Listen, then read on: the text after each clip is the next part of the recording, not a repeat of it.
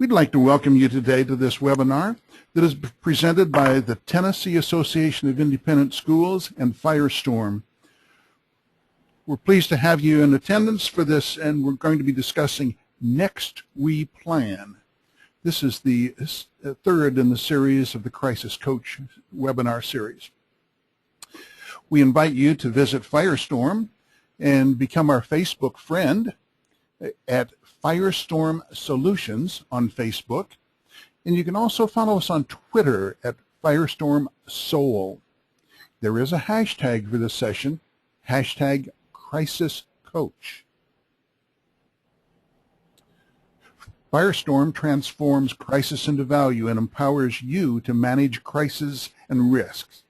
Firestorm has expertise in crisis management, critical decision support, crisis communication, crisis public relations, and consequence management.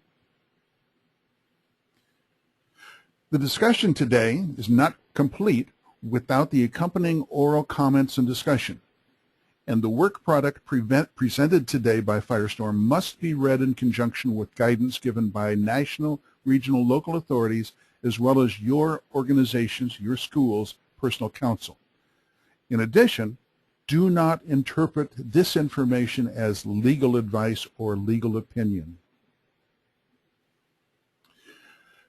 The Tennessee Association of Independent Schools and Firestorm are the presenters of this Crisis Coach webinar series. This is the third in the series, Next We Plan. Our presenter today is the chairman of Firestorm, Harry Rulin, and we're pleased that this Crisis Coach series has been underwritten by the Tennessee Association of Independent Schools. We have Rich Martin, the director, on. Rich, over to you, please. Thank you very much, Bill, and I want to welcome everyone who's attending this webinar to another very informative 45 minutes or so of information about crisis management and crisis planning. In particular, planning is the topic for today. This is a series of 10 webinars. I wanted to make sure that you know that these are coming once a month through June, and then we will start again in September and continue the series. We're looking forward to hearing from Harry Rulin, the CEO of Firestorm today, as he leads us through the Next We Plan portion. And so I welcome you all and turn it over to Harry Rulin. Well, thank you very much, and I'm really glad to be with all of you today. I know that many of you have attended the previous webinar that Jim Satterfield did, or the previous two webinars. So today we're going to talk about the actual planning piece. And before we jumped on the webinar, we had a little bit of opportunity to talk about the fact that different schools are at different levels within their planning. One of the things I really want to stress to everybody on the call, and I think you all know this from running your schools, is that it's a continuous improvement process. No matter where you are in the process, it's just fine. What you want to make sure you're doing is taking incremental steps forward on a regular basis. So before we get started, one of the things that we like to do at Firestorm is sort of look what's been going on around the world. How can we take into account in our planning process the things that have occurred. We were actually talking about the disappearance of that airplane. Not that that affects your school necessarily in any way, but it just shows you that there are always interesting and unusual situations that occur that sometimes we can learn from. So I know a lot of you have been impacted by the weather this winter. Many of the schools that we're dealing with have had physical issues, such as heating systems that didn't work properly, pipes that burst, situations that made it so that they either couldn't get kids to school or they couldn't get the supplies. Their critical supply chain was interrupted because of winter storms, ice, roads, those kind of things. So I would encourage all of you to very much look at how the winter weather affected you and incorporate that into your planning process as you go forward. School shootings, while they're very rare, are something that I know are on the top of mind for a lot of parents. I have sort of developed the dubious honor of being the person that gets called nationwide when there's been a school shooting. So I've been involved in managing the Littleton school shooting in Colorado since December 13th, and the one in Roswell, New Mexico, assisting the superintendents in both of those situations in managing both the media as well as what we call the consequence management. What happens to your brand, your reputation going forward? What does it look like a month, a year, several years down the road? So anyone who wants to talk about that type of media and communications management, I'd be happy to get on the phone with you individually and talk about those kind of things. Because the consequence management, you know, you hear people talk about crisis management, but you don't very often hear people talk about consequence. The crisis ends fairly quickly, but the consequences of your communications and your actions go on for a long time. So, you know, we also have seen the data breaches that took place at some of the places like Target and other stores. Those have started to affect schools as well, because schools sometimes maintain large databases of critical information that needs to be protected. So make sure when you're doing your planning, you're incorporating that thought process in, and that your chief information officer, and if you have a chief information security officer, are involved in your planning process for your overall preparedness. Communicable illness, I don't know how many of you are tracking these type of things. Firestorm tracks communicable illness worldwide on a daily basis. There are some very scary things going on right now. There's an H7N9 flu virus that is very virulent, killing many of the people who contract it, and it looks like it's made the jump to the human population, although it's been knocked down on several occasions in Asia. There are other flu viruses similarly dangerous that at some point could affect the United States fairly significantly. Knowing how and when you're going to pull the triggers in terms of your communicable illness planning for your school, knowing how you're going to get the kids home if you're a boarding school, knowing when you're going to do that, because one of the problems is if you wait too long, the opportunity to actually do any type of an evacuation disappears, and then you're going to be stuck with a shelter-in-place kind of situation, and then you need to make sure you've got all the appropriate antiviral medication and things of that nature, because in some ways your school could actually be turned into a hospital. So those are the kind of things you need to look at as well and know when you're going to implement your communicable illness plan. So I think that brings us to the question of why measure? You know, how do you know that your school can survive a disruption or a crisis? You know, I think one of the things we've learned from the winter weather and some of the things that have gone on is that there are areas that most schools can improve upon. Again, the progress that you're making in your various initiatives, you're going to know that because of that incremental process that you're doing going forward, day to day, week to week, school year to school year, but you've got to have some methodology for measuring that. So the only way you're going to know that is to have a baseline and have metrics by which you say, okay, yeah, we're really doing what we wanted to do. We're moving forward in the way that we wanted to move forward. Knowing what you're going to measure, you know, that depends to a great degree on where you are with your plans. To some degree, you're going to look at what are your parents concerned about. Where are you being asked by regulators, by others, to show your state of preparedness? There are best practices out there that pretty much everyone knows. There are certain things you're going to have to build into your preparedness planning process.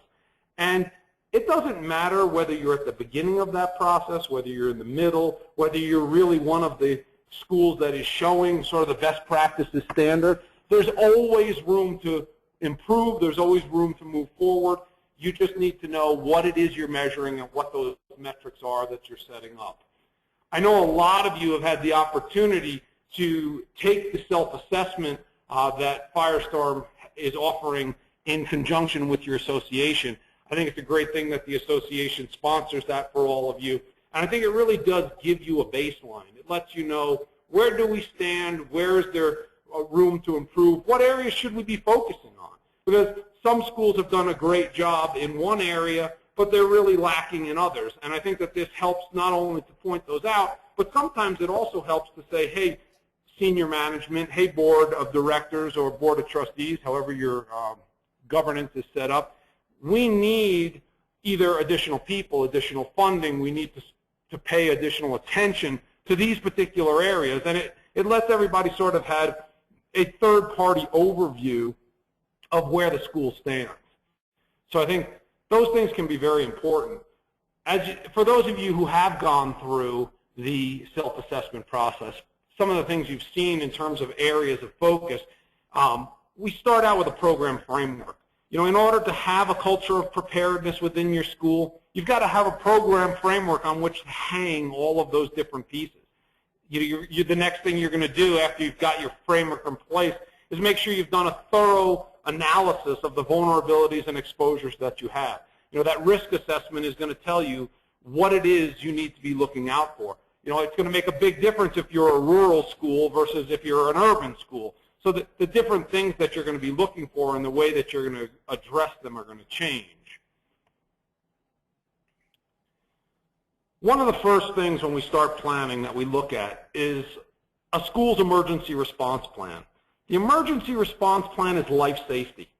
How is it that we are going to address any situation that arises in terms of making sure that the students, faculty, staff, the others within our school community are safe? Because that's the first thing of importance. That's the first thing anyone wants to know. So once we've got that piece down, and that of course includes some simple things like first aid, but then as it grows beyond that, it can include your response to any of the vulnerabilities or threats that you identify during your risk assessment process.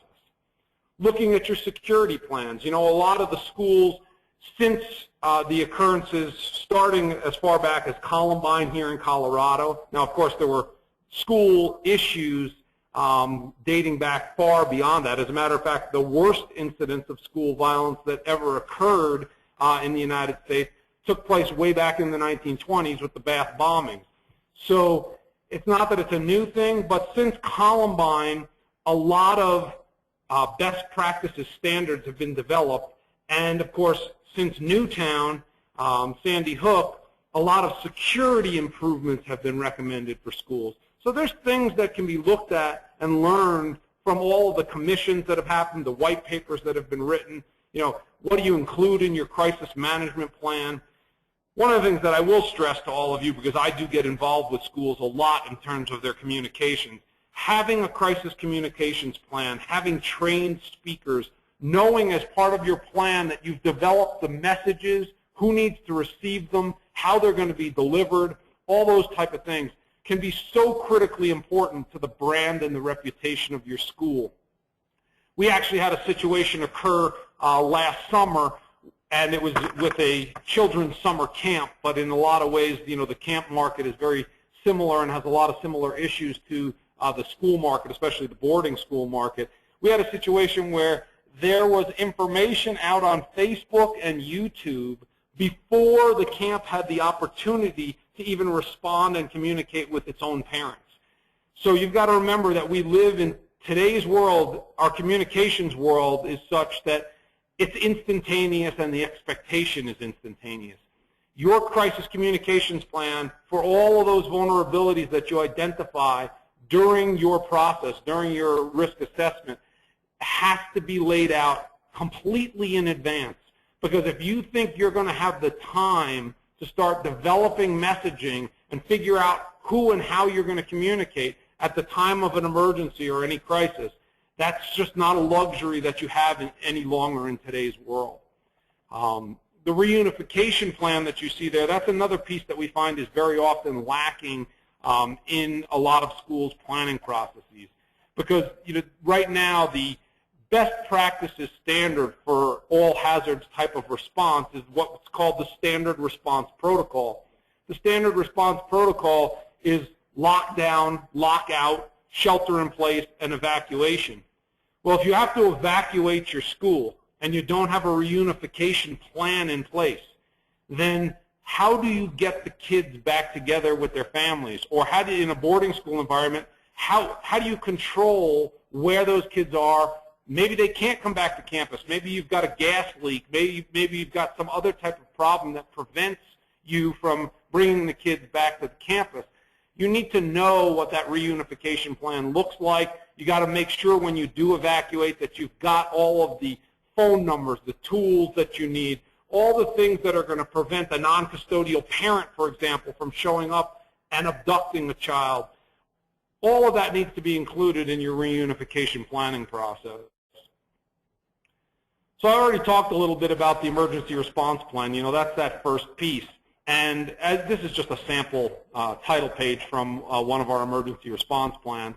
And as you can see, there's a lot of individual threats and hazards that are identified. In your situation, some of these may exist, some may not. There may be different types of things that are included in your emergency response plan.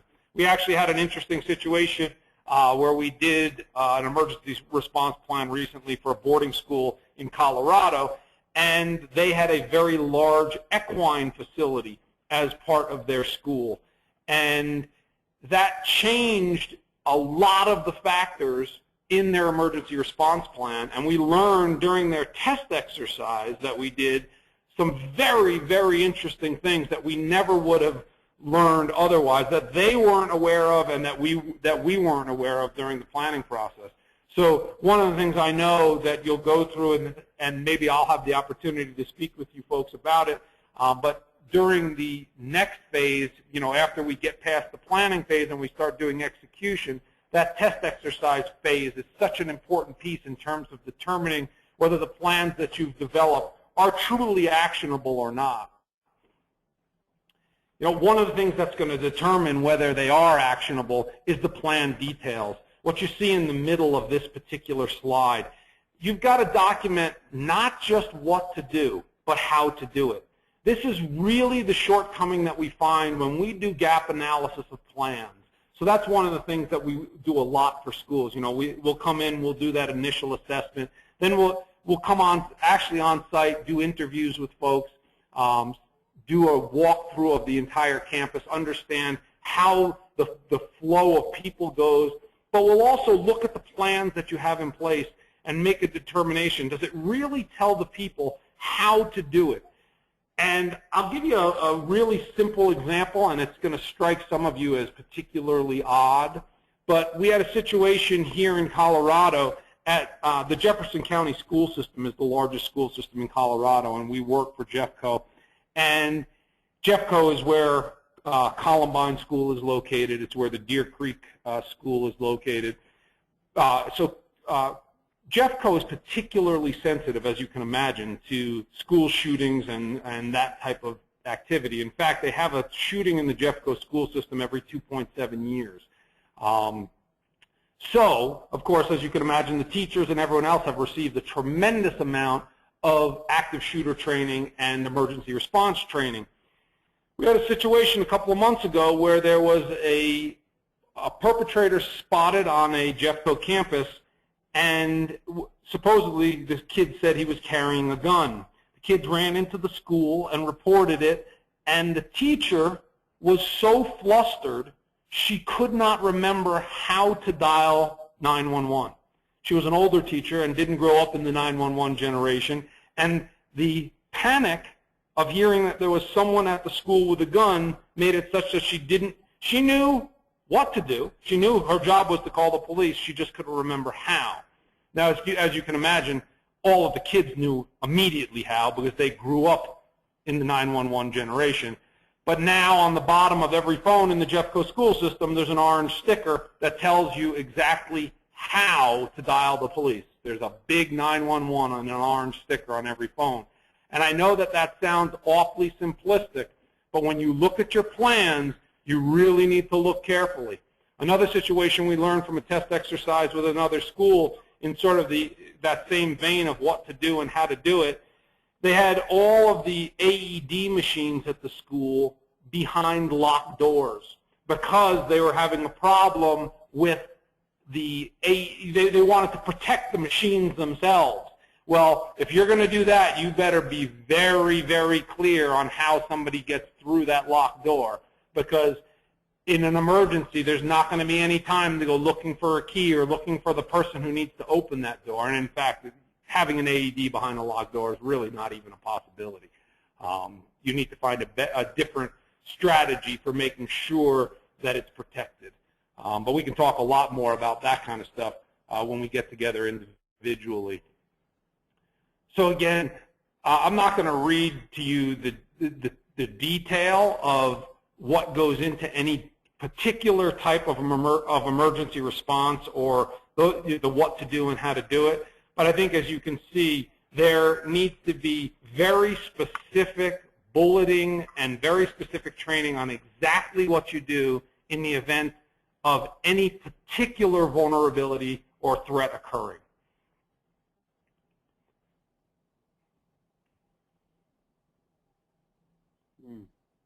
So, as I indicated earlier, there are certain response protocols that are appropriate for different types of events. It's going to be very important to know what the response protocols to use are during a particular emergency or crisis, and it's going to change from school to school. So, for example, in the tornado situation, we find that some schools, in fact, have every building the ability to shelter in place. So they've got either a tornado-safe area of every building, they have basement areas in every building, some type of a way to actually shelter in place. Other schools don't have that, and they have to implement some type of an evacuation strategy or a move strategy where they're moving students, faculty, staff, and others from one location to another where they, in fact, do have a safe area in which to weather a storm. So knowing what the response protocols are and knowing how and when to trigger them and when to use them is very important. So again, knowing how to distinguish between shelter in place, for example, for lightning and shelter in place for tornado, as I just indicated, could be very different. Probably almost every one of your buildings is going to be a lightning safe building, whereas not necessarily every one of your buildings is going to be a tornado safe building. Medical care, every school sooner or later has a situation where you're dealing with people who need to be treated either directly on site by your folks or by emergency medical responders. Knowing exactly what those situations are, how to get a hold of emergency medical, if you in fact have a staff director or someone who can deal with these situations internally, how do we get a hold of them? Again, what are the communication modalities? Because one of the things that we see fairly regularly in storm situations, especially tornadoes or anything of that nature, is that the power goes out. If your phone system is reliant on power, we better know what our alternative means of communications are. One of the questions we get from schools, as you can imagine, very regularly is, what does our security plan need to look like? How does our security plan integrate with our emergency response plans, our crisis communications plans, all of those pieces? And they really do need to be integrated. I mean, when you look at your visitor policies, when you look at the way you manage your workforce, when you look at all the different things that go into making sure you have a secure environment, and a secure environment really means a controllable environment. One of the things that I like to do, and any of you that have been to my presentations at any of the conventions, you'll know that I love to put up a picture that shows what I say is the perfectly secure school. And it shows a school that's surrounded by two different fences with barbed wire, with guard towers, and everything else. And in fact, what it really is it's a picture of the Colorado Supermax prison. And that is exactly what we don't want a school to be. So I know a lot of the schools that we visit have no external fencing. They have some of them don't have locks on the doors. That doesn't mean that you can't have a security plan. That doesn't mean that you haven't trained all of your people, all of your students, your faculty, your staff, in what your visitor policy is. What does the badge look like that I'm supposed to be wearing? Have I trained my people that it's okay to walk up to someone and say, hey, I see that you don't have a badge on. Is there something I can help you with? Can I direct you, to the office so that they can appropriately check you in? Knowing that there's a methodology for handling those type of things and what that is can be so much more of an essential part of your security plan than worrying about fences and all of the active shooter protocols and all those things. I mean, the active shooter piece is such a remote possibility. It's the kind of thing where if you want to work on it after you've got all of your other planning in place, that's great.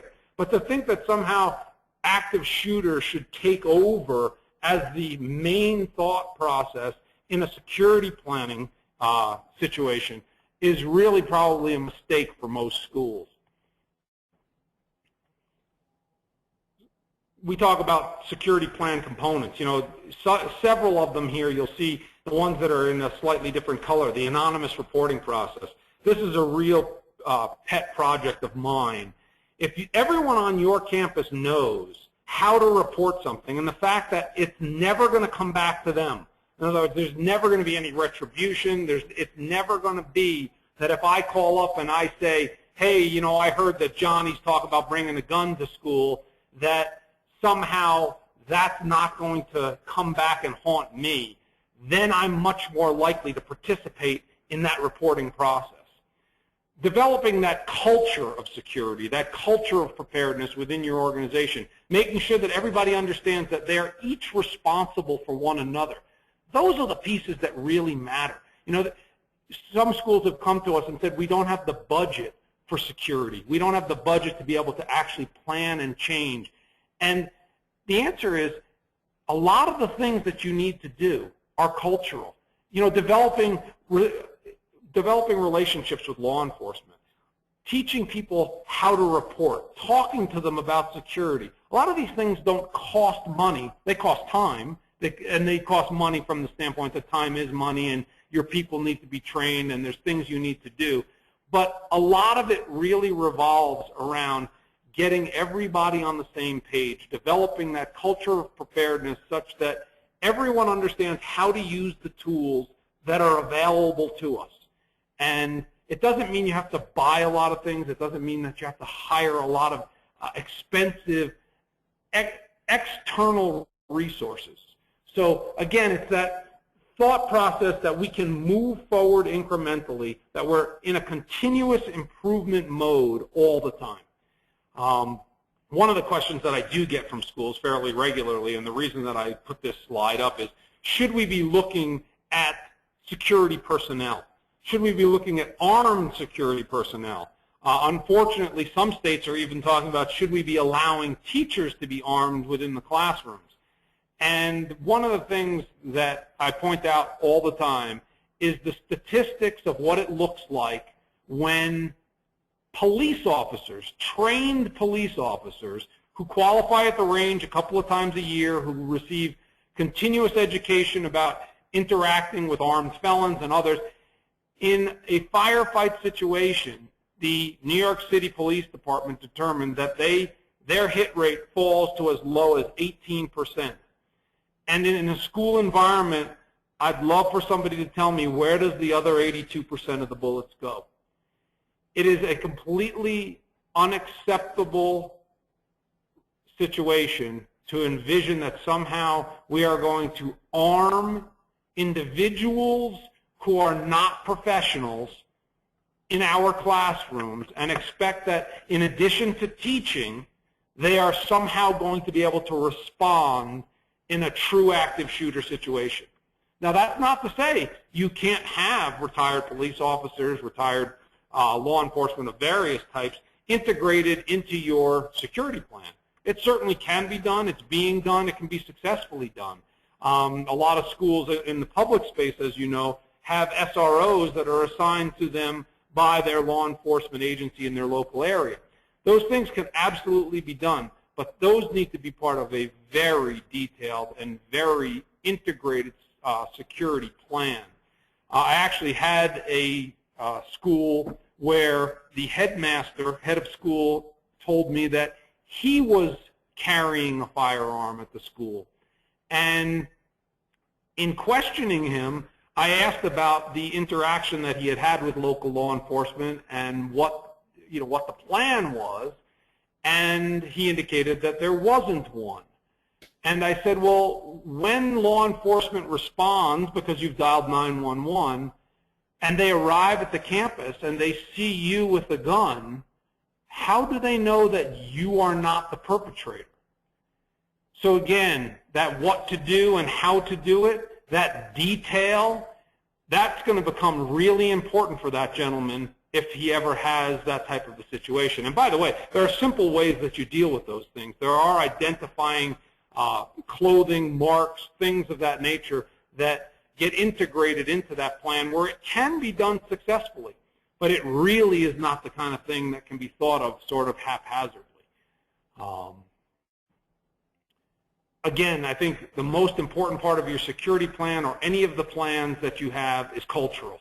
You know, what type of challenges do we have? So when we go back to that assessment piece that you're doing, all of you are doing as part of your planning process, thinking about how do we deal with visitors to the school? How do we deal with unwanted visitors? How do we know who our non-custodial parents are? How do we know which families have restraining orders in place against other family members? All those kind of things are essential to making sure that the plans that you put in place are actually going to work. You've got to document your procedures for all of the different types of threats. There are all kinds of information that need to be included in the actual planning process and that need to be shared with your staff. Your front office staff often becomes the front line. They need to know, who are we looking out for? What do we do in certain situations? How do we communicate in an emergency? Whether that's a natural disaster, weather type of emergency, whether that's an individual showing up who's acting hostile. There are all kinds of situations that they become the front line for. One of the things that I get a lot of questions on, and that people really schools in general focus a lot on, because I understand it's in the media, the parents want to talk about it, they want to talk about active shooter situations.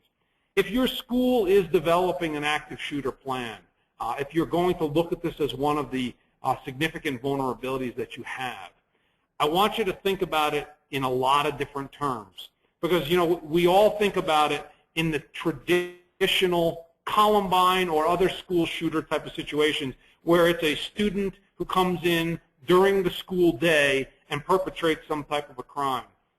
But remember, that doesn't have to be the case. We've seen in the past year non-student, well, we saw, of course, at Sandy Hook, was not a student, was not a member of the school community who came into the school. But it also, we saw this past year where a perpetrator showed up at a school while they were releasing school. It was at the end of the school day, and the kids were getting onto buses. Sometimes we have intruders inside the school and the kids are inside. Sometimes the kids are outside. So recently we actually did a test exercise with a school where the kids were out on the sports fields and out on recess, and the perpetrator showed up at the school. Okay, what do we do now? Because obviously if we signal the alarm, and in this particular situation they had an external alarm on the school, how do we make sure that the kids don't come back into the zone of danger? So all of those things need to be thought about and planned for very carefully and very clearly. And again, I wouldn't be looking at this kind of planning, training, and education for your school until you've got all the other pieces in place. Now, should you have a lockdown and a lockout piece? Absolutely. And are those a very meaningful response strategy for active shooter? Absolutely. But they are also used in all kinds of other situations, and you need to have those really well defined and in place before you start working on a detailed active shooter policy and process for your school. One of the things that we find in any kind of an emergency, any kind of response situation, is that the commands need to be very specific, and they need to be short. So for example, in the lockdown situation, in the standard response protocol, it's locks, lights, out of sight. That's the only thing that you say, because in an emergency situation, people can only process a minimum amount of information, and you want them to follow their directions very clearly. When you say locks, lights, out of sight, everyone understands exactly what that means. Now, of course, you've done the training, you've done the education, you've done the test exercises, You've really walked everybody through it, so when the time comes, they know exactly what to do with it. You've heard me mention several times the standard response protocol. I encourage all of you to go to the I Love You Guys Foundation website. I Love You Guys is the last text message that Emily Keyes sent to her parents before she was killed in the Platte Canyon shooting. Her family, John Michael and Ellen Keyes, they have spent all of their life since then working on school safety, and they are the ones who developed the standard response protocol, and it and a tremendous amount of additional information are available free of charge on their website. So I would very much encourage you to go look at that. If in fact you do choose to use their material, they do ask that private schools make a donation to their foundation if you actually take their material. But as you can see, these slides are actually taken from their website, but they give you the language. They talk about certain different types of vulnerabilities and exposures, what to do in terms of those. These posters and these different pieces of media are available, again, free of charge on their website. And again, I would stress to you that if a private school is going to use them, interact with these folks. They are great people. As a matter of fact, we just had John Michael Keyes come out and speak to one of the Colorado, and he travels around the country speaking to schools all the time, but to one of Firestorm's independent school clients. They just had him in to do training for their teachers and to rave reviews. I mean, really, if you want to start making people understand and see the culture that needs to be developed within a school, very few people can help initiate that type of understanding like John Michael Keyes can. You know, one of the things that is very worthwhile, and one of the things that we do with schools all the time, as a matter of fact, I do it with almost every school when I'm on the phone with them, is I pull up their Google Earth satellite picture so that I can look at what does the school look like, what's the layout, how do I, if I'm thinking about shelter in place, if I'm thinking about evacuation, what does it look like, how do I do it? And, you know, if you're a very rural school, like the picture that's on the computer at the moment, it's very different than some of our schools that house their kids in dormitories in a very urban environment. So again, when you're doing your vulnerability and threat analysis, when you're doing your risk assessment, look from above, and pull out a lot further in distance than what I'm looking at, because all of a sudden you might see things that you never even thought about before. You didn't think about the fact that, hey, there's a railroad track that's running a couple of 100 yards from the school. What vulnerabilities and exposures does that create for us? You know, how do we manage the exposures that we've got? I mentioned earlier about the crisis communications plan. I can't stress how important this is to all of you and to your schools. Knowing how you're going to communicate, who you're going to communicate with, what those communications look like, and what you're going to do once the crisis is over to manage the consequences of what happens going forward is essential. Because otherwise what happens is statements get made that you wish never had, and they live in today's world forever. So we very much want to make sure that everyone knows who the communicator is, who's authorized to say what and when. Getting a couple of people within your organization media trained so that they know how to answer questions and what the answers to those questions are, and as importantly, what are the things that we don't say. Those are going to be very important things to know in advance. You know, I know a lot of your schools have actually emergency response contacts. You know, you've got the names of the individuals, their phone numbers, their email addresses, those kind of things. One of the things we find regularly when we do test exercises is that those lists get left in desks. They are actually physical paper lists that are in places that they're never available when you have a true emergency. This kind of information needs to reside either in your telephone or hopefully in multiple locations, your phone, your computer. I actually carry a little thumb drive that's attached to my keychain. All that information is, and by the way, if you're going to do that, make sure it's encrypted, but all that information is available. If I can find a computer, if I can plug that thumb drive in, I've got all of my emergency response plans with me. Looking at who your different audiences are, as I indicated earlier, for emergency communications, know what things you have available, what type of modalities you have for communicating. Emergency signals can be great. PA systems are wonderful. I mean, if you can actually speak. The problem is you better know who's allowed and what they're allowed to say, because otherwise confusing statements get made, statements get made that shouldn't get made. It is, in an emergency situation, it is very difficult to know who's going to respond well and who's not. One of the ways you will learn that is through your test exercise process. You'll be surprised, even though you know it's not for real, you'll get a very heightened sense of urgency, and the adrenaline starts to flow even in a test exercise environment. So I very much encourage all of you to do that. Having panic buttons in your offices. Before I was mentioning to all of you that the front office becomes sort of the front line in a lot of different types of emergencies.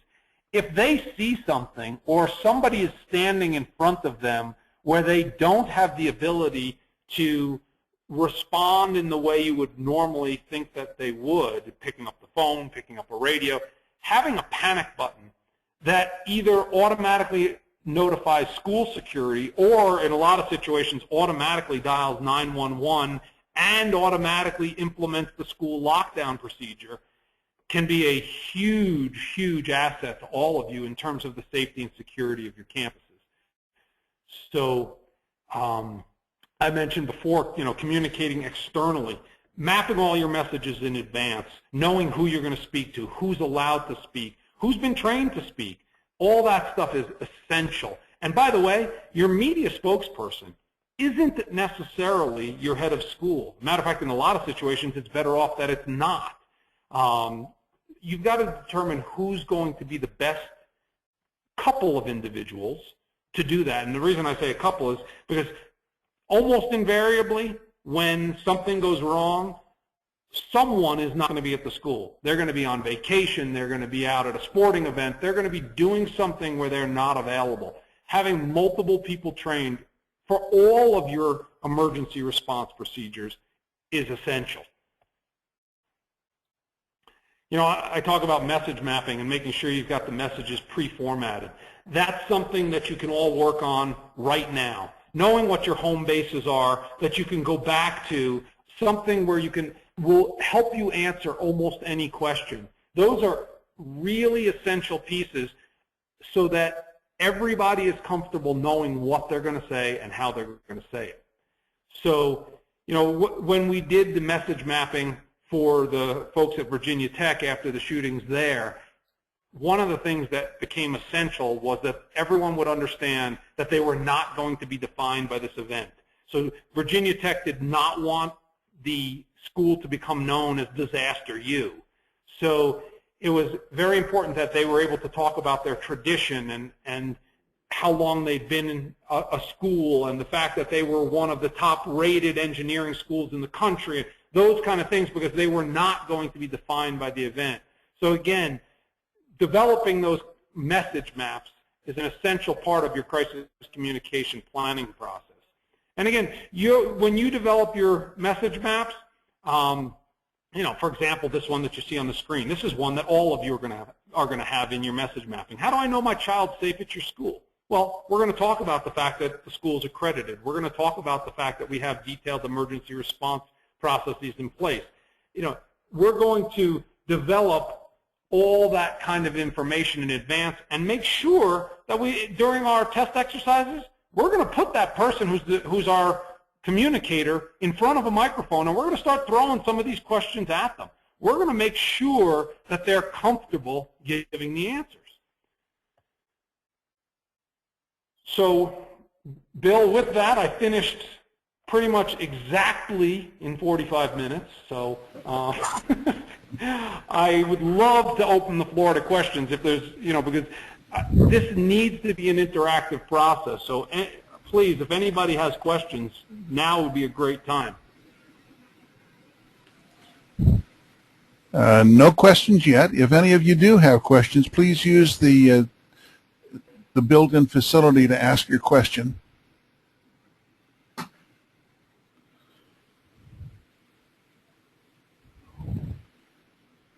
Well, and again, I would say if there are people who have questions or who would like to ask them in a more private environment, please do not hesitate to reach out to me directly. You could certainly do that. My first initial last name, so HRHULEN at firestorm.com. You can always do. You can always reach us through our website.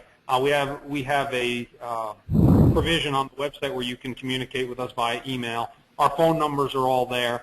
Don't hesitate to reach out to us if you've got a question, because we are more than willing, especially, your association has put in place a relationship so that we can work with you. And whether you're a client or not does not matter. If you've got a question that you want answered, don't hesitate to call us and talk about it. Bill, do you have anyone? Are there any questions? No questions, Harry. Good Okay. presentation. I think that you covered it very well. Well, thanks. I've done it once or twice before. We can tell that. Good. Well, thank you very much, Harry. Thank you, Rich. Well, Rich, thank you very much, and thank you to the Tennessee Association. I think, it's a great relationship that we've got with you folks, and I'm looking forward to meeting more of you as time goes on. Yes, thank you, Bill and Harry. And I do want to mention we do have the third crisis management workshop coming up for Middle Tennessee. You don't need to be a member of TAIS to attend. It'll be held at Harding Academy in Nashville at 10 a.m. on Wednesday, the 26th of March. So it's just coming right up for a deeper look at some of the issues that Harry talked about, and a wider vision of an overview of crisis management best practices. So thank you. Yeah, and I would very much encourage everyone to go to that, because obviously trying to cover this kind of a topic in 45 minutes is impossible. We're just glossing over the surface of it, and we really would like to help you and get much more in depth.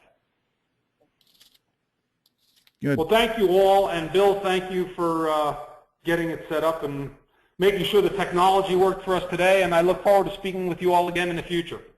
Thank you, Harry. Bye Bye-bye. for now.